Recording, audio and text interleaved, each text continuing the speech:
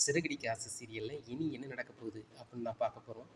இங்கே சீதாவோட அழுகையை பார்த்தோன்னே முத்தால தாங்கவே முடியல. சரி வாம்மா அப்படின்னு சொல்லிட்டு கல்யாணத்துக்கு போயிடுறாங்க. அங்கே வந்து கல்யாணம் ரொம்பவே சிறப்பாக நடந்துருது. நடந்து முடிஞ்ச உடனே மீனா வந்து ரொம்ப நன்றிங்க அப்படிங்கிறாங்க. மீனா எல்லாத்தையுமே நிப்பாட்டிக்கோ, எல்லாத்தையுமே அப்படிங்கிறாங்க. உடனே மீனா என்னங்க அப்படிங்கிறாங்க. இங்கே பாரு, சீதா அழுதா, கல்யாணத்துக்கு வந்தா, முடிஞ்சிருச்சு சரிதானா? நீ இனிமே உன் வீட்டு கதையை நீ பாரு, என் வீட்டு கதையை நான் பார்க்குறேன். நான் வந்து 3வது மனுஷன் அப்படிங்கிறத நீ சொல்லிட்ட. இனிமேல் பட்டு உன் வீட்டு விஷயத்தில் நான் தலையிடவே மாட்டேன். சரியா? அதே மாதிரி நீ என் வீட்டு விஷயத்தில் தலையிட்டுறாத. நான் உன் வீட்டு பக்கம் நான் வரவே மாட்டேன் அப்படிங்கிறாரு. உடனே என்னங்க இங்கே பாரு, அதே மாதிரி என் வீட்டுக்கு நீ வராத அப்படின்னு சொல்லிட்டு அவசர அவசரமாக கிளம்பி போயிடுறாங்க. உடனே அண்ணாமலை வந்து மீனாட்ட சொல்கிறாங்க, ஏம்மா ஏதோ கோவத்தில் பேசிட்டு போகிறான், அப்படி ஒன்றும் இல்லை, இங்கே நடக்கக்கூடியதை நீ பாரும்மா. 2, 3 நாளைக்கு இங்கே விசேஷம் இருக்கும். இந்த பிள்ளைய வரவேற்பு கூடணும், அப்புறம் வந்து விருந்து கூப்பிடணும், இந்த மாதிரிலாம் இருக்குது. இதெல்லாம் முடித்த பின்னாடி முத்தே வந்து உன்னை கூப்பிடுவாம்மா, அது வரைக்கும் கொஞ்சம் பொறுமையாக இருமா அப்படிங்கிறாங்க. உடனே ஸ்ருதி வந்து மீனாட்ட பேசுகிறாங்க. மீனா, உங்கள் மேலே முத்து நிறைய பாசம் வச்சுருக்கிறாரு. இப்போ ஏதோ பேசிட்டு போகிறாரு, நீங்கள் இதை நினச்சி இதெல்லாம் ஃபீல் பண்ணாதீங்க அப்படிங்கும்போது, இல்லை அவர் வந்து இந்த மாதிரி சொல்கிறது சாதாரணம் தான். என்னை வீட்டுக்கு வரக்கூடாதுன்னு சொல்லியிருக்காரே தவிர்த்து, அவர் மனசை விட்டு அவர் நான் வெளியே போகலை. அதை நான் இப்போ தான் கொஞ்சம் முன்னாடி தான் நான் பார்த்தேன். என்னை யார் முன்னாடியும் விட்டு கொடுக்க மாட்டார் அப்படிங்கும்போது விஜயா வராங்க.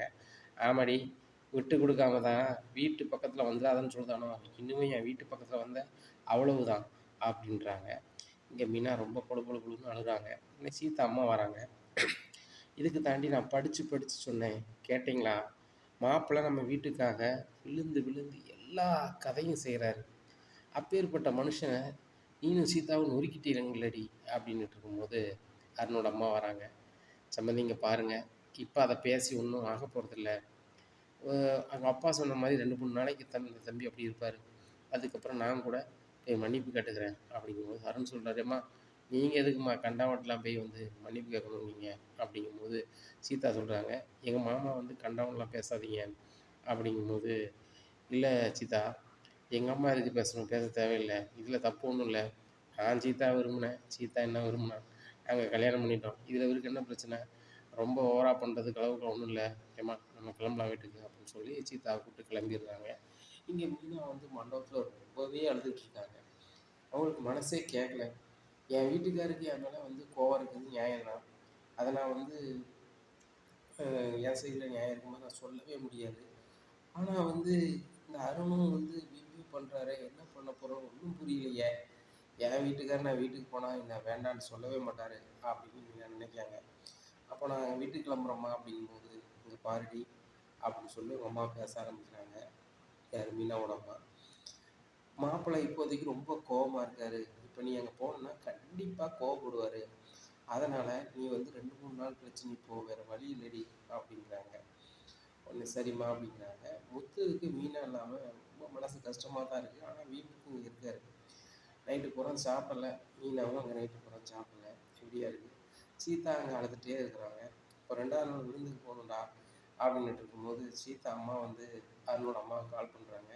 சம்மந்தி அவங்கள விருந்து கூப்பிடுவாங்க அப்படிங்கும்போது மீனா வந்து வீட்டுக்காரப்ப சேர்ந்துட்டாங்களா வச்சுட்டாங்களான்னு கேட்குறாங்க. இன்னும் மீனா வந்து வீட்டுக்கு போகலை, நான் தான் 3 நாள் கழிச்சு போகணுன்னு சொன்னேன் அப்படிங்கிறாங்க. அப்படியா சரிம்மா அப்படிங்கிறாங்க. இந்த விருந்துக்கும் அனுப்பிடுறாங்க. அப்போ எல்லாரும் ஒரு மாதிரி இருக்காங்க. அப்போ அருண் சொல்கிறாங்க, இந்த வீட்டில் வந்து கல்யாணம் நடந்திருக்கு, எல்லாரும் சந்தோஷமாக இருக்கணும். நான் வந்து சந்தோஷமாக இருக்கேன்னா அதுக்கு நீங்கள் மீனா நீங்கள் தான் காரணம் அப்படிங்கும்போது, உங்கள் ஃப்ரெண்டு தான் என் சந்தோஷத்தை முடிச்சு விட்டாரு. அவர் மட்டும் சொல்லாமல் இருந்திருந்தாருன்னா என் வீட்டுக்கார்ட்ட எப்படியாவது சமாளிச்சிருப்பேன். நான் எப்படி தான் வீட்டுக்கு போகணும்னு எனக்கு தெரியல அப்படிங்கும்போது சீதா சொல்கிறாங்க, அக்கா என்னால் உன் வாழ்க்கையை நான் வம்பாக்கிட்டேங்க. அம்மா ஒவ்வொரு முறையும் சொல்லுவாங்க, உன் வாழ்க்கையால் நல்லா வாழ்ந்துட்டுருக்க மீனாவோட வாழ்க்கை வம்பா போயிடக்கூடாது, வம்பா போயிடக்கூடாதுன்னு சொல்லுவாங்க. ஆனால் நான் வம்பாக்கிட்டேனக்கா அப்படின்னு சொல்லி ரொம்ப எழுதுறாங்க. உடனே மீனா வந்து மனசை தேத்திக்கிட்டு சீதா மனசு கஷ்டப்பட்டுறக்கூடாதுன்னு பேரளவு சொல்கிறாங்க. இங்கே பாரு சீதா, நான் வந்து கல்யாணம் முடிக்கும்போது மனசுக்கு பிடிச்சவரை கல்யாணம் முடிக்கல. அதுக்கப்புறம் எனக்கு மனசுக்கு பிடிச்சிருச்சு, நல்லா இருக்கேன், எந்த குறையும் இல்லை. ஆனால் நீ பிடிச்சமான வாழ்க்கையை அமைக்கிறதுக்கு தானே அப்படி பண்ண, நீ மட்டும் தப்பு பண்ணல, நானும் தானே பண்ணியிருக்கேன் அப்படிங்கும்போது சீதா அம்மா ரொம்பவே அழுதுட்டுருக்காங்க. அப்போ அருண் விருந்து முடிச்சுட்டு போகும்போது சொல்கிறாங்க, உங்களுக்கு மூத்த பையனா அந்த முத்து இருந்தார் அப்படின்னு நீங்கள் சொன்னீங்க. இப்போ வரைக்கும் வருத்தப்படுறீங்க. நானும் இந்த வீட்டு மூத்த பையன் மாதிரி நான் பார்த்துப்பேன். நீங்க கவலைப்படாதீங்க. சத்யாவும் ஒரு நல்ல இடத்துல வேலை. எல்லாம் ஏற்பாடு பண்ணி தருவேன். இந்த முத்து மீனாவும் பிரிஞ்சிருக்காங்க. கண்டிப்பாக அவங்கள நான் ஒன்று சேர்ப்பேன் அப்படிங்கிறாங்க. இல்லை ரொம்ப நன்றி மாமனே அப்படிங்கிறாங்க. முத்து இப்போ நினைக்கிற மனசுக்குள்ள அப்படின்னு சொல்லிட்டு நினச்சிக்கிட்டே அவங்க வீட்டுக்கு போகிறாரு. அப்போ சீதா சொல்கிறாங்க, எங்கள் மாமாவையும் எங்கள் அக்காவையும் சேர்த்து வச்சுருவீங்களா அப்படிங்கும்போது, கண்டிப்பாக நான் சேர்த்து வச்சுருவேன் அப்படிங்கிறாங்க. அவர் தான் உங்ககிட்ட பேசுறதுக்கே பிடிக்காதா அப்படிங்கும்போது, அவருக்கு என்னைய பிடிக்காது. ஆனால் எனக்கு அவரை நம்ம பிடிக்க ஆரம்பிச்சிருச்சு அப்படிங்கிறாங்க. என்ன சொல்கிறீங்க அப்படிங்கிறாங்க. ஆமாம், தன்னை சேர்த்து வச்சவங்கள நம்ம மறக்கக்கூடாதுல்ல. அதுக்கு காரணம் உங்கள் மாமா தானே. உங்கள் மாமா வந்து இப்படி பொசுக்குன்னு சம்மதிப்பாருன்னு தெரிஞ்சிருந்தா நம்ம கல்யாணத்தை பதிஞ்சிருக்க தேவையில்லைல்ல, மெதுவா பண்ணியிருக்கலாம்ல அப்படிங்கிறாங்க. ஆமாங்க, நான் கூட எங்கள் மாமா இப்படி பொசுக்குன்னு சம்மதிப்பாருன்னு நினைக்கல. ஆனால் எங்கள் மாமாட்ட நான் சொல்லிக்கலங்கிறத தாங்கவே அவரால் முடியல. அது போக உன் வீடு என் வீடுன்னு பிரிச்சுட்டீங்கள்ல அப்படின்னு சொல்லி ரொம்ப ஃபீல் பண்ணுறாரு அப்படிங்கும்போது, நான் இனிமே வந்து அவரை எப்படி சரி பண்ணணுமோ பண்ணிடுறேன் அப்படிங்கிறாங்க. இங்கே முத்து சாப்பிடாமயே கார் ஸ்டாண்டுக்கு போயிடுறாரு. அப்போ அண்ணாமலைக்கு மனசு கேட்கல. விஜயாட்ட கேட்குறாங்க, முத்து சாப்பிட்டு போனானா சாப்பிடலையா அப்படிங்கும்போது, அதே யாரை பார்த்தா அப்படிங்கும்போது, அதானே உனக்கு 3 பிள்ளைன்னு நினப்பே இருக்காது. 2 பேர் தான் உனக்கு பிள்ளையே அப்படின்னு சொல்லிக்கிட்டு இருப்ப. அதே மாதிரி தான் இப்பவும் இருக்குது, எப்பவும் இருப்ப போல. மீனா இந்த வீட்டில் இல்லை. அப்போ முத்து சாப்பிட்டானா சாப்பிடலையா அப்படிங்கிறத நீ பார்க்கணுமா இல்லையா அப்படிங்கிறாங்க. உடனே விஜயா ஒரு பதிலும் சொல்லலை.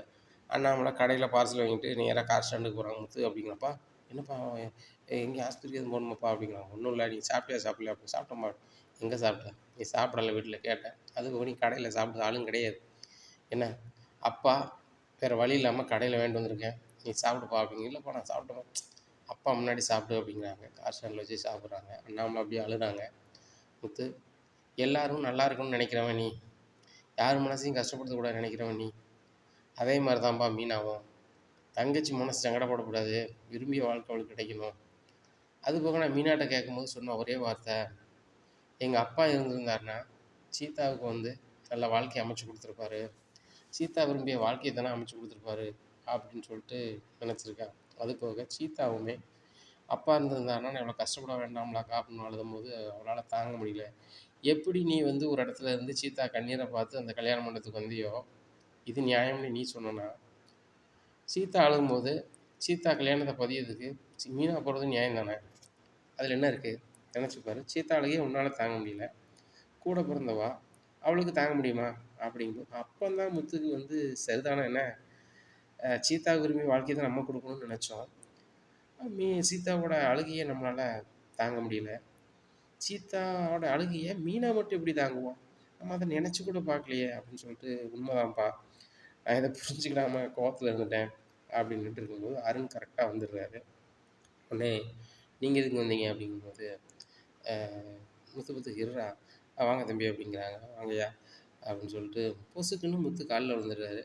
உடனே என்ன ஏன் காலில் விழுறீங்க அப்படிங்கிற, முத்து என்னை மன்னிச்சிருங்க, நீங்கள் மன்னிப்பேன்னு சொன்னால் தான் நான் எந்திப்பேன் அப்படிங்கிறாங்க. உடனே நான் மன்னிக்கிற அளவுக்கு பெரிய ஆள் இல்லை, நான் சாதாரண டிரைவர் தானேங்க அப்படிங்கிறாங்க.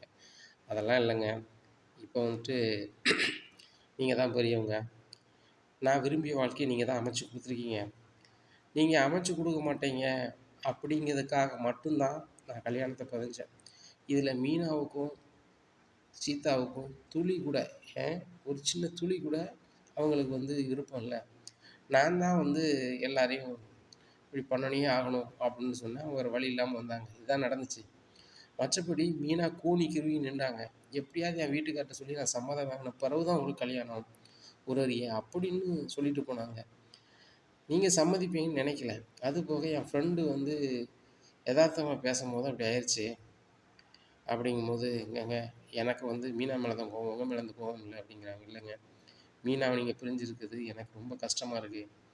நீங்கள் என் சவலைப்பாடி, என் சவலைப்பாடியும் சவலைப்பாடி பொண்டாட்டியும் பிரியதுக்கு நானே காரணமாயிட்ட பிறகு எனக்கு அது மனசு தாங்கலைங்க அப்படின்ட்டு இருக்கும்போது அருணுக்கு ஃபோன் வருது. அருண் ஃபோன் பண்ணி உடனே வேலைக்கு வாங்க அப்படிங்கும்போது, சார் எனக்கு லீவ் வேணும் அப்படிங்கும்போது, இல்லை தம்பி லீவ் கிடையாது அப்படிங்கிறாங்க. சார் எனக்கு வேலையே போனாலும் பரவாயில்ல, என் சவலைப்பாடியும் சவலைப்பாடி பஞ்சாதியும் அவங்க 2 பேரும் மன வருத்தத்தில் இருக்காங்க, அதுக்கு நான் காரணமாயிட்டேன், அதனால் எனக்கு வேலையே போனாலும் பரவாயில்ல, நான் அவங்கள சேர்த்து வைக்காம விட மாட்டேன்னு சொன்னோன்னே, "அருணா நிப்பாட்டுங்க" அப்படின்னு சொல்லிட்டு, "சார் அவர் கொஞ்ச நேரத்துல வருவாரு" அப்படின்னு சொல்லி முத்து ஃபோன வாங்கி பேசுறாங்க. ஏங்க வேலை தான் முக்கியம். ஒவ்வொருத்தருக்கும் வேலை கிடைக்காம எவ்வளோ சங்கடப்பட்டுட்டு இருக்காங்க தெரியுமா? இருக்க வேலைய காப்பாத்திக்கோங்க. நீங்க கிளம்புங்க. நான் மீனாவ பார்க்க தான் போறேன். எங்க அப்பா சொன்னோனே நான் புரிஞ்சுக்கிட்டேன். நீங்க இப்படி இருப்பீங்கன்னு நான் நினைக்கல அப்படிங்கிறாங்க. முத்து உண்மைய தான் சொல்றீங்க அப்படிங்கிறாங்க. உண்மையிலே மீனாவ பார்த்து பேசிட்டு உங்களுக்கு நான் கால் பண்றேன் என்ன? சீதாவுக்கும் உங்களுக்கும் பேசுறேன் அப்படிங்கிறாங்க. உடனே சரி ரைட்டு அப்படின்னு சொல்லிட்டு கிளம்பி போறாங்க அந்த அருண். அ அண்ணாமலை வந்து முத்துட்ட சொல்றாங்க. முத்து மன்னிக்கிறவன் மனுஷன், மன்னிக்க தெரிஞ்சவன் பெரிய மனுஷன் அப்படிம்பாங்க. நீ பெரிய மனுஷன் ஆயிட்டடா அப்படிங்கும்போது, என்னப்பா சொல்ற அப்படிங்க. ஆமா. அந்த அருண் பண்ணத நீ பெருசாவே எடுக்காம, சீதாவுக்காக எல்லாத்தையும் மறந்துட்டல்ல. போதும்டா. இதே நினப்போட, மீனாவோட இதோ பாசத்தோட நேரா போய் கூட்டு வா வீட்டுக்கு அப்படிங்கிறாங்க. மீனாவ பார்க்க போறாங்க. அங்க மீனா இல்ல. ஏன்னு கேட்டா, மீனாவோட பைக் எல்லாமே வந்து அங்க இருக்குது. நடந்தே பூ வியாபாரத்துக்கு போயிருக்காங்க. மீனா வீட்ல யாரும் இல்ல. அதனால நேரா கடைக்கு போறாங்க. மாப்பிள்ளைய பார்த்துட்டு, "மாப்பிள்ளை என்ன மன்னிச்சிருங்க மாப்பிள" அப்படிங்க. "அத்தை, நீங்க என்னத்த தப்பு செஞ்சீங்க? ஒண்ணும் செய்யல. உங்க மேல என்ன தப்பு இருக்கு? மீனா வாங்க" அப்படிங்கிறாங்க. மாப்பிள மீனா வந்து பூ வியாபாரத்துக்கு இங்க போயிருக்கா அப்படிங்கும்போது, "அத்தை வெயில் எவ்வளோ வெயில் வீசுது. இதுல ஏன் மீனா போணும்?" அப்படிங்கும்போது, "இல்ல மாப்பிள பைக் அங்கனக்கு. நீங்க வீட்டுக்கு வரக்கூடாதுன்னு சொல்லிட்டீங்க. நானும் 3 நாள் கழிச்சு போடி, விருந்து முடிச்சோன்னே போடி அப்படின்னு சொன்னேன். அதுவரைக்கும் நான் சும்மா இருக்க எனக்கு ஒரு மாரி இருக்குமா? அவர்ட்ட நான் வந்து நடந்துக்கிட்டதே எனக்கு தோணிட்டே இருக்குமா? அவர்ட்ட நான் வந்து பொய் சொல்லிட்டேம்மா, மறைச்சிட்டேம்மா அப்படின்னு அவன் புலம்பிட்டே இருக்கான். கொஞ்சமாவது அவ வந்து வேலைக்கு போனா மறப்பாளே கொஞ்சம் அந்த நிமிஷமாவது தான் அனுப்பியிருக்க மாப்ள அப்படிங்கும்போது, "அத்த எந்த தெருவுக்கு போயிருக்கா?" அப்படிங்கிறாங்க. ஒரு தெருவ சொல்றாங்க. அங்க நேரா கார் எடுத்துட்டு போறாங்க. மீனா வந்து செருப்பு அந்து போச்சு. செருப்பு இல்லாம சுட்ட காலோட நடந்து போயிட்டுருக்காங்க. முத்தால தாங்க முடியல. "என்ன பண்ணிட்டு இருக்க?" அப்படிங்கும்போது, முத்து சவுண்ட் நல்லா இருக்குன்னு சொல்லிட்டு திரும்பி பார்த்துட்டு, "ஏங்க?" அப்படிங்கிறாங்க. "ஏங்க வா, முதல்ல நீ கார்ல ஏறு" அப்படிங்கிறாங்க. "ஏங்க பூ குடுக்கணும்." "அதெல்லாம் குடுத்துக்கலாம் வா" அப்படின்னு சொல்லிட்டு நேரா ஒரு செருப்பு கடைக்கு போய் செருப்பு எடுத்து குடுக்காங்க. "ஏங்க என் மேல உங்களுக்கு கோவம்லாம் போயிருச்சா?" அப்படிங்கிறாங்க. "கோவம்லாம் இருக்கத்தான் செய்யுது" அப்படிங்கிறாங்க. "ஏங்க இன்னும் நீங்க என்ன ம் மன்னிக்கலையா?" அப்படிங்கும்போது, "மன்னிச்சுட்டேன். இவ்வளவு வெயில்லலாம் நீ வந்து பூ வியாபாரம் பார்க்கணும் ஒண்ணுமே இல்ல." அப்படிங்கும்போது, "ஏங்க உண்மையிலேயே மன்னிச்சுட்டேங்க." "மீனா மன்னிச்சுட்டேன் மீனா. வா பூவ குடுக்கலாம்ன்னு" சொல்லிட்டு பூவ குடுத்துட்டுருக்காங்க. அப்போ அத பார்த்த பார்வதிக்கு ரொம்ப சந்தோஷம். "முத்து, மீனா" அப்படின்னு சொல்லி ரோட்டுக்கு அந்த சைடு வந்து கத்துறாங்க. உடனே, "அத்தை நான் வரேன் அத்தை" அப்படின்னு சொல்லி முத்து போறாரு. "அத்தை" அப்படிங்கிறாங்க. "எப்பா நீங்க 2 பேரும் பிரிஞ்சுட்டீங்கன்னு நெனச்சு ரொம்ப சங்கடப்பட்டேன்ப்பா. நீங்க என்ன நெனச்சாலும் நெனச்சுக்கோங்க. நீங்க 2 பேரும் எனக்கு பிள்ளைக மாரி தான். மீனா அந்த வீட்டுக்கு வந்தாலும் என்னைய வந்து அவ்வளோ பாசமா அத்தைன்னு பார்த்துப்பா. நீனும் இப்படிதான். வாயார அத்தை அத்தைன்னு கூப்பிடுவ. நான் அத்தைன்னு நெனைக்கல. உங்க அம்மை மாரி நான் நெனைக்கிறேன். என் பிள்ளைக 2ம் பிரிஞ்சிருக்குன்னு" சொல்லி ரொம்ப மன வருத்தமா இருந்துச்சு. என் பையனும் மருமகளும் என் வீட்டுக்கு வரணும்னு நினச்சு நான் எம்புட்டு ஆசைப்பட்டனோ, எவ்வளவு சந்தோஷப்பட்டனோ, அதே சந்தோஷத்தோட நான் கடவுள்ட்ட போய் கடவுளே! அவங்க 2 பேரும் சேரணும். அவங்க வந்து புரிஞ்சுக்கிடாம விலகி நிக்காங்க. சேரணும் சேரணும்னேன். நீங்க சேர்ந்துட்டீக ரொம்ப நல்லா இருப்பீக அப்டின்னுட்டு இருக்காங்க. அத்த எங்க அம்மா எப்பவும் உங்களோடயே வருவாங்களே, இப்ப வரலையா? அப்படிங்கும்போது, இல்லப்பா உங்க 2 பேருக்கும் அர்ச்சனை பண்ண போனேன். உங்க 2 பேரும் பேரச்சுமே அர்ச்சனை பண்ணா கண்டிப்பா விஜயா கோவப்படுவா. அதனால தான் நான் வேற ஒரு இடம் போறேன்னு சொல்லிட்டு கோயிலுக்கு வந்துட்டேன்ம்மா அப்படிங்கும்போது, அத்த உங்கள மாரி ஒரு அத்தை கிடைக்க நான் குடுத்து வச்சிருக்கணும் அப்படிங்கிறாங்க. "எப்பா இன்னுமே என்ன அத்தைன்னு கூப்பிடாத, அம்மான்னே கூப்பிடுப்பா. உங்க அம்மா தான் உன்ன வந்து பிள்ளையா ஏத்துக்கல. நான் உன்னைய வந்து என் பிள்ளையா தான்ப்பா பார்க்கிறேன்" அப்படின்னோனே முத்து அழுதுறாரு. உடனே "எப்பா அழாதப்பா, நீங்க நல்லா இருக்கணும்ப்பா" அப்படிங்கிறாங்க. அப்போ "சரி முத்து, பொண்டாட்டி புருஷனும் ஒண்ணா இருக்கிறது நல்லா இருக்கு. ஒரு நம்மலாம் ஒரு ஃபோட்டோ எடுத்துக்கலாமா?" அப்படிங்கிறாங்க. "சரித்த எடுத்துக்கலாம்" அப்படின்னு சொல்லி செல்ஃபி எடுத்துக்கிறாங்க. சரிப்பா நான் கிளம்புறேன் வீட்டுக்கு போறேன் அப்படின்னு பார்த்தா, "ஏறுங்க நான் கார்ல கொண்டு விடுறேன்னு" கார்ல கொண்டு விடுறாங்க. "இதே மாரி சந்தோஷமா இருங்க" அப்படிங்கிறாங்க. சரித்த அப்படின்ட்டு நேரா 2 பேரும் கார்ல போய் இறங்குதாங்க மீனா அம்மா முன்னாடி. மீனா அம்மாவுக்கு கண்ணீர் பெருக்கெடுத்து ஓடுது. உடனே "மாப்பிள ரொம்ப நன்றி மாப்பிள" அப்படிங்கிறாங்க. "அத்த எதுக்கு அத்த?" அப்படிங்கிறாங்க. "இல்ல மீனா பண்ண தப்பெல்லாம் மன்னிச்சிட்டீங்களா?" அப்படிங்கும்போது, "அத்த நான் பண்ணது நியாயம்னு நினச்சுக்கிட்டு இருந்தேன். மீனா பண்ணது நியாயம் தான். சீதா நான் ஒரு இடத்துல இருக்கும்போது அவங்க கூட கூட சொல்ல முடியல. என்ன நான் ஒரு இடத்துல இருந்தேன். அந்த இடத்துல வந்து சீதா அழுகும்போது, சீதா கண்ணீர என்னால பார்க்க முடியல. கூட பிறந்த அக்கா இவ. புள்ள மாரி வளர்த்துருக்கா. அவங்களுக்காக படிப்புலேருந்து எல்லாத்தையுமே விட்டுருக்கா. அந்த சீதா நல்லா இருக்கணும்னு மட்டும் தான் இவ நினைப்பா. அப்படி இருக்கும்போது சீதா நினைச்சமான வாழ்க்கைய அமைக்கிறதுக்கு நம்மளும் ஒரு காரணமா இருக்கணும்னு அவ நினைக்கிறது சரிதானே. நான் என் இடத்துல இருந்து மட்டும் பார்த்தேன். ஆனா மீனா இடத்துல இருந்து நான் பார்க்கவே இல்ல அத்த. இப்ப தான் நான் பார்க்குறேன். எங்க அப்பா சொல்லும்போதும், அருண் வந்து என்கிட்ட மன்னிப்பு கேட்கும்போது, நான்லாம் வந்து நொறுங்கியே போயிட்டேன் அப்படிங்கும்போது, "என்னது அருண் வந்தாரா?" அப்படின்னு சொல்லிட்டு மீனா அம்மாவும் ரொம்ப ஷாக் ஆகுறாங்க. "ஆமாம்மா வந்தாங்க" அப்படிங்கிறாங்க.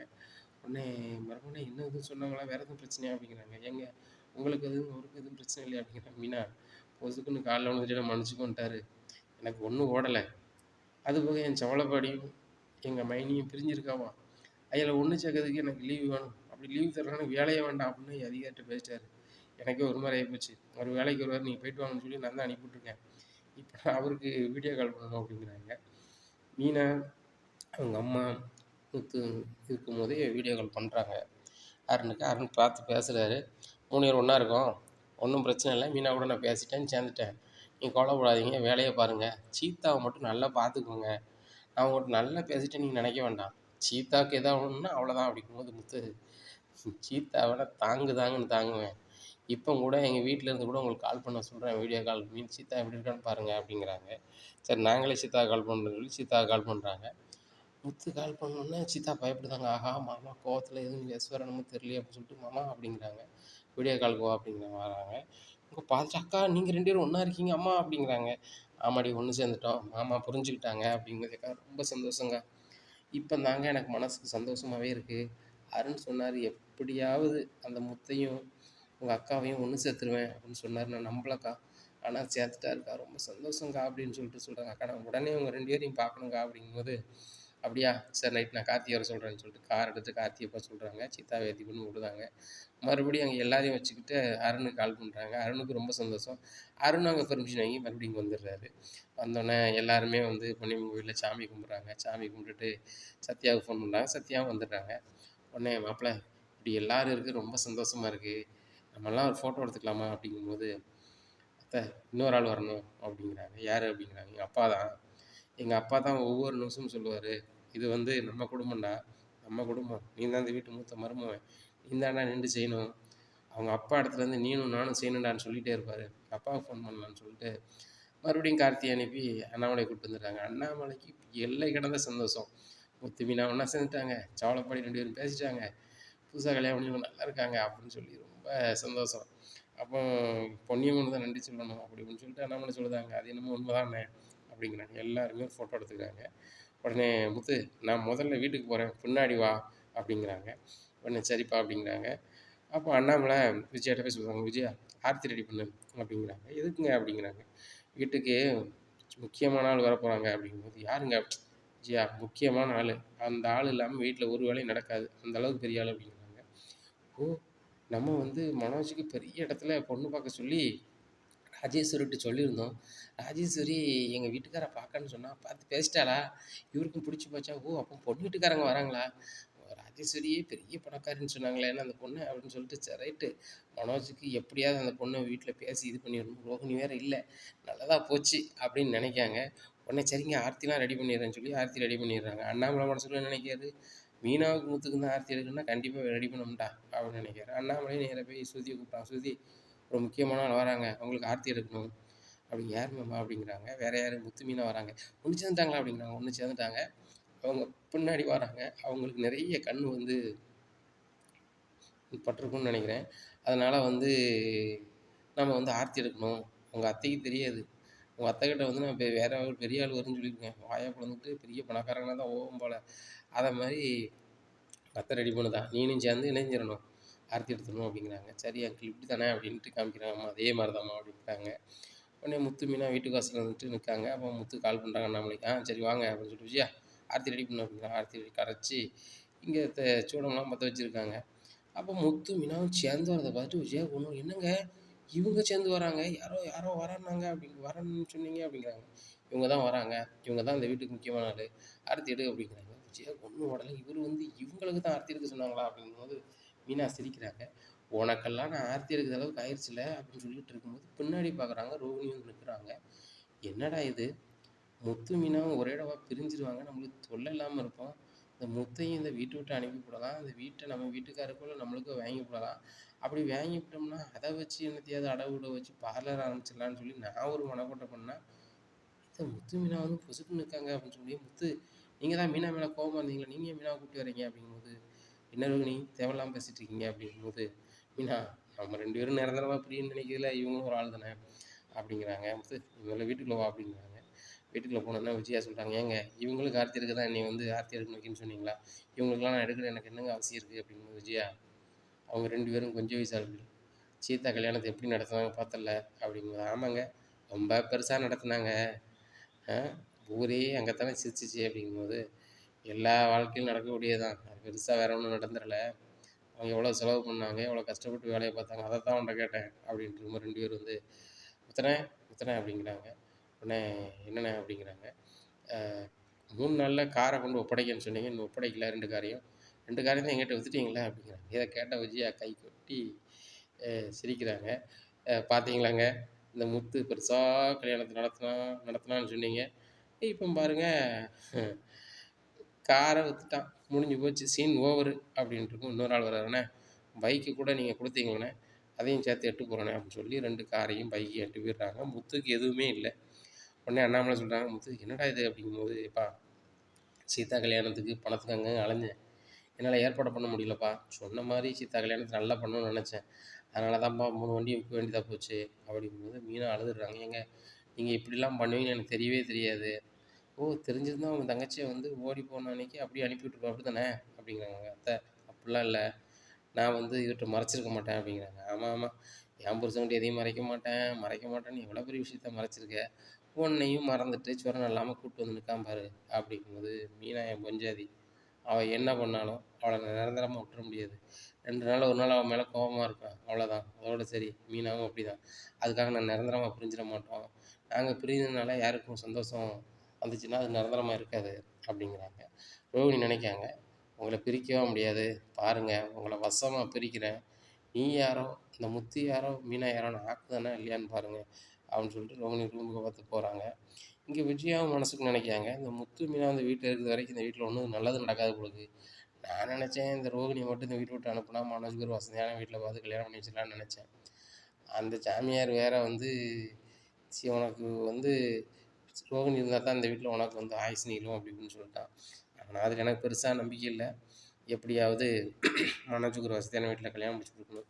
இவங்களையும் இந்த வீட்ட விட்டு ஓட விடணும் அப்படின்னு நினைக்காங்க இந்த விஜயா. அவங்க இன்னொரு சந்தோஷம் என்ன அப்படின்னா, முத்துக்கும் மீனாவுக்கும் ஒரு குழப்பமும் இல்ல. இன்னும் ஒண்ணும் செய்ய முடியாது அவங்களால அப்படின்னு சொல்லிட்டு, ஃபோன் எடுத்துட்டு பார்வதிக்கு ஃபோன் பண்ணி சொல்லுதாங்க. "பார்வதி கேள்விப்பட்டியா?" அப்படிங்கிறாங்க. "ஆமா, முத்து மீனாவும் ஒண்ணு சேர்ந்துட்டாங்களாம்ல, வீட்டுக்கு வந்தாங்களாம்ல. அவங்கலாம் பிரிய மாட்டாங்க. ஒருத்தருக்கு ஒருத்தர் மேல அவ்வளோ பாசம் வச்சிருக்காங்க. நெறைய பேருக்கு அவங்கள பார்த்தாலே நம்மளும் ஒரு தம்பதி ஆகணும், இவங்கள மாரி வாழணும் அப்படின்னு எல்லாருக்கும் தோணும்." அப்படின்னு. ஆமா, ஆமா. இவன் வந்து குடிச்சுக்கிட்டுல இருந்தவன். இவ விதர்வா பூ போயிட்டு அலைவா. 2 பேரும் மாரி அ வாழணும்னு யார் நினைப்பாங்களோ? அப்படிங்கும்போது, "இங்க பாரு, அந்த வித்யா பிள்ளைய கூட இடையில பார்த்தேன்.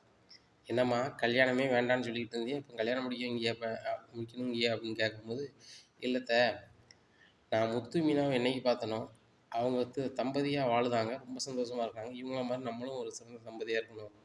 அப்படின்னு சொல்லி தான் நான் கல்யாணம் முடிக்கணும்னு எனக்கு ஆசைப்பட்டேன். அது எனக்கு அமைய போகுது அத்த. கண்டிப்பா வந்துரணும்." அப்படின்னு அந்த பிள்ளை சொல்லுது. "எத்தன பேர் வந்து முத்து மீனாவ ரோல் மாடலா எடுக்காங்கன்னு உனக்கு தெரியுமா?" அப்படிங்கும்போது, "ஆமா, ஆமா. பெரிய ரோலு மாடலு. இப்ப உனக்கு நான் ஃபோன் பண்ண விஷயமே வேற" அப்படிங்கிறாங்க. "என்ன விஷயம்?" அப்படிங்கிறாங்க. "ஒரு சந்தோஷமான செய்தி. முத்துவுக்கும் மீனாவுக்கும் ஒண்ணுமில்லாம போச்சு" அப்படிங்கிறாங்க. "என்னது ஒண்ணுமில்லாம போச்சு?" அப்படிங்கிறாங்க. "முத்து 2 கார வச்சுட்டு நான் பெரிய கார் ஓனரு. நான் ட்ராவலர்ஸ் வச்சிருக்கேன்" அப்படின்னு நம்பாமல, "ஆமா 2 கார் வச்சிருக்கான்" அப்படிங்கிறாங்க. "2 காரும் போண்டி ஆயிருச்சு" அப்படிங்கிறாங்க. "போண்டி ஆயிருச்சா?" அப்படிங்க. "2 காரையும் வித்துட்டான்" அப்படிங்கிறாங்க. "முத்து தம்பி எதுக்கு வித்தான் கார?" அப்படிங்கிறாங்க. "வேற என்ன? பொண்டாட்டி சொல்ல கேட்டா இப்படித்தான் ஆகும்" அப்படிங்கும்போது, "நீ தானே சொல்லுவ அண்ணாமலை என் பேச்ச கேட்க மாட்டேங்காரு, கேட்கணும்னு சொல்லிட்டு" அப்படிங்கிறாங்க. "பொண்டாட்டி சொல்ல கேட்டா என்ன தப்பு?" அப்படிங்கிறாங்க. அவன் பொண்டாட்டிக்கு கல்யாணம் முடிச்சு வைக்கிறதுக்கு இவன் கார வித்துட்டானாம். இவன் கார் மட்டும் இல்ல, அவன் பொண்டாட்டி பைக்கையும் வித்துட்டானாம். கடைசில ஒண்ணும் இல்லாம கிடைக்காங்க அப்படிங்கிறாங்க. இத கேட்ட பார்வதி, "உன் பையன் ஒண்ணுமில்லாம இருக்கிறது உனக்கு சந்தோஷமா?" அப்படிங்கிறாங்க. "அந்த முத்த மட்டும் என் பையன் நீ சொல்லவே சொல்லாத.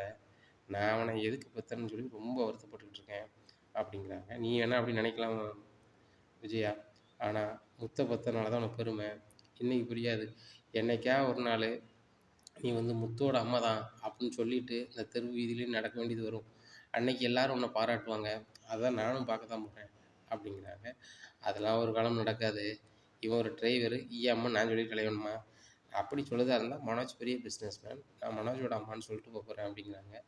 "ஆமா, ஆமா. உன் பையன் பிசினஸ்மேன். நீ தான் சொல்லிக்கணும்" அப்படிங்கிறாங்க. "ஆமா, என் பிசினஸ்மேன் தான்" அப்படிங்கிறாங்க. "விஜயா சொல்லுதேன் தப்பா நினச்சுக்காத. உன் பையன் கடை ஆரம்பிச்சு வருஷ கணக்குல ஆகப்போகுது. இப்படி வருஷ கணக்கான 1 வருஷம் தான். 1 வருஷத்துல அவன் என்ன சம்பாரிச்சான்னு சொல்லு. ஒண்ணும் கிடையாது. கேட்டு பார்த்தா ஏகப்பட்ட கடன்னு சொல்றாங்க. அங்கே அசோக்னு ஒரு பையன் வேலை பார்க்கானே, அவன் என் ஃப்ரெண்டோட பையன் தான். அவன் தான் சொல்றான், "எங்க ஓனர் வந்து ஏனோ தானோன்னு தான் வேலை பார்க்காரு. காலையில வந்த உடனே ஒரு 11 மணி வரைக்கும் தூங்குறாரு. அதுக்கப்புறம் எந்திரிச்சு கொஞ்சம் நேரம் உட்காந்துருக்காரு. அதுக்கப்புறம் வியாபாரம் ஆனாலும் ஆகட்டும் 12 மணிக்கு போய் சாப்பிடுறாரு. சாப்பிட்டு தூங்க ஆரம்பிச்சாருன்னா 3 மணி வரைக்கும் தூங்குதாங்க. ரோகிணி மேடம் வந்தா மட்டும் தான் ரோகிணி மேடம் உட்காந்து கரெக்ட்டா வியாபாரம் பார்ப்பாங்க. மனோஜ் சார்லாம் வியாபாரம் பார்த்துக்கிட்டே மாட்டாரு. அவர் என்னமோ வந்து யார் பணத்தையோ கடை ஆரம்பிச்சேங்கிற திமிர்ல அவரு இருக்காரு. மற்றபடி அவரு உழைச்சு ஆரம்பிச்சாருன்னா, அவருக்கு ஒரு அக்கறை இருக்கும். அப்டின்லாம் சொல்லுதாங்க அப்டிங்கிறாங்க. அந்த அசோக்குக்கு எவ்வளோ திமிரு! என் மனோஜ பத்தி என்னடா சொல்லியிருக்கான் தேவையில்லாம அப்டிங்கிறாங்க. முதல்ல மனோஜ வந்து ஒழுங்கா இருக்க சொல்லு. வியாபாரம் பண்ண போற இடத்துல தூங்க வேண்டாம்னு சொல்லு. இப்டி தூங்கிட்டே இருக்கும்போது 20,000க்கு பதிலா 2,000 வாங்கி கல்லால போட்டானா என்ன பண்ண முடியும்? அப்டிங்கிறாங்க. உடனே ஆமாண்ணே அப்படின்னு சொல்லிட்டு, சரி சரி நாளைலருந்து நானே கல்லால இருக்கேன் அப்படிங்கிறாங்க. இங்க மனோஜ் வந்து நைட்டு வீட்டுக்கு வந்துடுறாரு. மனோஜ் சொல்றாங்க, "மனோஜ் இங்க பாரு, நான் நடன பள்ளிய 1 வாரத்துக்கு லீவ் விடலான்னு இருக்கேன்" அப்படிங்கிறாங்க. "அம்மா அதெல்லாம் எதுக்கும்மா என்ட்ட சொல்றீங்க? அது உங்க நடன பள்ளி. உங்க கதைய நீங்க பார்த்துக்கிடுங்க" அப்படிங்கும்போது, "இல்லடா 1 வாரத்துக்கு நான் வந்து கடைக்கு தான் வருவேன். நீ சரி பண்ண வேண்டியிருக்கு" அப்படிங்கிறாங்க. "என்னது சரி பண்ண வேண்டியிருக்கு?" அப்படிங்கிறாங்க. சரி பண்ண வேண்டியிருக்கு" அப்படிங்கிறாங்க. உடனே மறுநாள் காலையில வந்து ரோகிணியும் கடைக்கு கிளம்பிடுறாங்க. விஜயாவும் கிளம்புறாங்க. "ரோகிணி எங்கே போற?" அப்படிங்கிறாங்க. "பர்னிச்சர் கடைக்கு" அப்படிங்கிறாங்க. "அத நான் பார்த்துக்கிறேன். நீ பார்லர் வேலை இருந்தா பாரு" அப்படிங்கிறாங்க. "ஆன்ட்டி நீங்க தான் பார்லர் கடைக்கு எதுவும் போகக்கூடாதுன்னு சொல்லிட்டீங்களே" அப்படிங்கும்போது, "நீ தனியா எடுத்து பண்றேன்னு சொன்னேல்ல, அத பண்ணு. இன்னைக்கு வேலை இல்ல ஆன்ட்டி" அப்படிங்கிறாங்க. "அப்ப வீட்ல இரு. நானும் மனோஜும் கடைக்கு போறோம்" அப்படிங்கிறாங்க. "என்ன மனோஜ் உங்க அம்மா இப்படி சொல்றாங்க?" அப்படிங்கும்போது, "அம்மா நைட்டே சொல்ட்டாங்க. ஏன்ட்ட நீ சொல்லவே இல்ல" அப்படிங்கிறாங்க. "எங்க அம்மா சொல்ல வேண்டாம்ன்னு சொன்னாங்க. வாங்கம்மா போலாம்" அப்படிங்கிறாங்க. அங்க போறாங்க. கல்லால மனோஜ் கொஞ்ச நேரம் உட்காந்தோனே தூங்கிடுறாங்க. ரோகிணிக்கு விஜயாவுக்கு சரியான கோவமாயிருது. "ஒழுங்கு மரியாதையா வீட்ட பார்த்து போ மனோஜ்" அப்படிங்கிறாங்க. "என்ன?" அப்படிங்கிறாங்க. "நான் இருக்கிறேன் கல்லால" அப்படின்ட்டு சொல்லும்போது மனோஜ் வீட்டுக்கு வந்துடுறாங்க. இங்க வீட்டுக்கு வந்த மனோஜ்ட்ட ரோகிணி கேட்குறாங்க, "நீ என்ன நினைச்சிட்டு இருக்க? கடையில உங்க அம்மா வச்சுட்டு வந்துட்ட" அப்படிங்கும்போது, "எங்க அம்மா தான் வீட்டுக்கு போக சொன்னாங்க. நான் கடையில இருக்க வேண்டாம். நீ நான் இருக்கேன்னு சொன்னோனே வந்துட்டேன்" அப்படிங்கிறாங்க. "உங்க அம்மாவுக்கு வியாபாரத்த பத்தி என்ன தெரியும்?" அப்படிங்கிறாங்க. "எங்க அம்மாவுக்கு எல்லாமே தெரியும்." "எங்க அம்மா இல்ல" அப்படிங்கிறாங்க. மனோஜ், "இங்க பாருங்க, பணம் நம்ம போட்டிருக்கோம். உங்க அம்மா வந்து எவ்வளோ வருமானம் வருது, ஏது வருதுன்னு தெரிஞ்சுக்கிட்டாங்கன்னா, நாளையிலேருந்து கல்லால அவங்க இருப்பாங்க. அதுபோக உங்க அம்மா காசு வேணான்னா திருப்பி தரமாட்டாங்க நம்மகிட்ட. அ என்ன சொல்றீங்க?" அப்படின்னா, "ஆமாண்ணே எங்க அம்மா ரூ. 1 காசு கூட திருப்பி தராது." "இல்ல நான் கேட்டா தருவோம்" அப்படி இப்படின்னு சமாளிக்கிறாரு.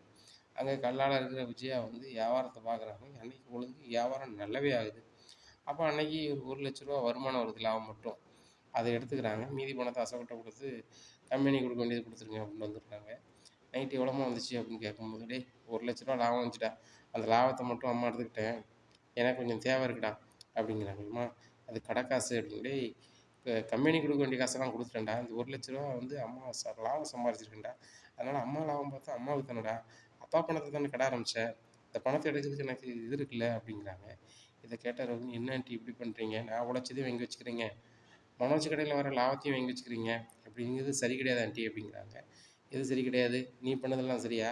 பெரிய பணக்காரி அப்படி இப்படின்னு சொல்லிட்டு இந்த வீட்டுக்கு வந்த, இப்ப ஒண்ணும் இல்லாம தானே இருக்க" அப்படின்னோனே, ரோகிணியெல்லாம் ஒண்ணுமே பேச முடியல. ரூம் பார்த்து போயிடுறாங்க. என் மனசு சொல்றாங்க, "அம்மா அந்த ரூ. 1,00,000ல நீங்க 10,000 எடுத்தீங்கனாலும் ஒரு 90,000 தாங்க" அப்படிங்கும்போது, அம்மா வந்து இந்த ரூ. 1,00,000 எனக்கு எடுக்கக்கூடாதுடா அப்படிங்கும்போது, "சரிம்மா வச்சுக்கோங்க" அப்படின்னு சொல்லி ரூம் பார்த்து போயிடுறாங்க. அங்க ரோகிணி மனோஜ வெளு வெளுன்னு வெளுக்காங்க. "என்ன நினைச்சிட்டு இருக்க மனோஜ்? கடையில உங்க அம்மாவ கொண்டு உட்கார வைக்க, உங்க அம்மாவ கொண்டு உட்கார வச்சாலும் பரவாயில்ல. அதில இருக்க பணத்த அவங்க எடுத்துக்கிறாங்க. அத நீ என்ன ஏதுன்னு கேட்க மாட்ற. ஒழுங்கு மரியாதையா உங்க அம்மாட்ட பணத்த வேணா ரூமுக்கு வரணும். ரூம் விட்டு வெளிய போ" அப்படிங்கிறாங்க. உடனே இல்ல ரோகிணி வெளிய போணும், வெளிய போன்னு சொல்லி கதவ சாத்திடுறாங்க. "என்னடா அவ என்ன சவுண்ட் விட்டா என்ன?" அப்படிங்கிறேன். "ஒண்ணும் இல்லம்மா" அப்படிங்கிறேன். "சரி ரூம் போ" அப்படிங்கிறாங்க. "இல்லம்மா போ முடியாது. அவ உள்ள கதவ சாத்தியிருக்கா" அப்படிங்கும்போது, "ஏய் ரோகிணி வெளிய வாடி" அப்படிங்கிறாங்க. "என்ன ஆன்ட்டி?" அப்படிங்கிறாங்க. "நீ எதுக்கு மனோஜ வெளிய விட்டு சாத்துன?" அப்படிங்கும்போது, "எனக்கு ரொம்ப கடுப்பா இருக்கு. நாங்க எப்படி தான் முன்னேறுறது?" அப்படிங்கும்போது, "முன்னேறவா? உங்க அப்பன் பெரிய கோடீஸ்வரன் அப்படி இப்படின்னு சொன்னாலும் உங்க அப்பன்ட்ட போய் வாங்கிட்டு வா. மலேசியால கோடி கோடியா உனக்கு இருக்குன்னு வாங்கிட்டு வாம்மா" அப்படிங்கிறாங்க. ஆஹா! நம்ம அன்னைக்கு சொன்ன பொய் இத சொல்லி சொல்லி காட்டிக்கிட்டு இருக்காங்களே அப்படின்னு சொல்லிட்டு, "ஆன்ட்டி என்ன மன்னிச்சிடுங்க. நான் தான் கோடீஸ்வரி இல்ல, ஒண்ணுமில்லாதவன்னு தெரிஞ்சு போச்சுல்ல. இப்பவும் அதையே பேசிட்டு இருந்தா என்ன அர்த்தம்?" அப்படிங்கிறாங்க. அதத்தான் நானும் சொல்றேன். "நீலாம் என்ட்ட பேசவே கூடாது. சரியா? இந்த வீட்ல முத்து மீனா கூட பேசலாம். நீ எதையாவது பேசின அவ்வளோதான்" அப்படிங்கிறாங்க. அப்பதான் நினைக்கிறாங்க ரோகிணி, இந்த வீட்ல என்ன விட முத்து, மீனா பெருசாயிட்டாங்கல்ல. அந்த முத்தையும், மீனாவையும் இந்த வீட்டு ஆளே கிடையாதுன்னு நீங்க சொல்லிட்டே இருப்பீங்க. இப்ப அவங்களோட நான் கீழ ஆயிட்டோம்ல, காட்டுறேன், காட்டுறேன். இந்த ரோகிணி யாருன்னு இந்த வீட்டுக்கு எல்லாத்துக்கும் காட்டுறேன். குறிப்பா அந்த ஆன்ட்டி ரொம்ப வருத்தப்படுவீங்க. காட்டுறேன் அப்படின்னு சொல்லி ரோகிணி ரொம்ப வீராப்பு எடுக்குறாங்க. முத்து, மீனா மேல கூடுதலா அவங்களுக்கு கடுப்பாகுது. இனி என்ன நடக்கும் அப்படிங்கிறத பொறுத்திருந்து பார்க்கலாம். நம்ம சேனல நீங்க கொஞ்சம் மறக்காம லைக் அண்ட் சப்ஸ்கிரைப் பண்ணுங்கள். நன்றி, வணக்கம்.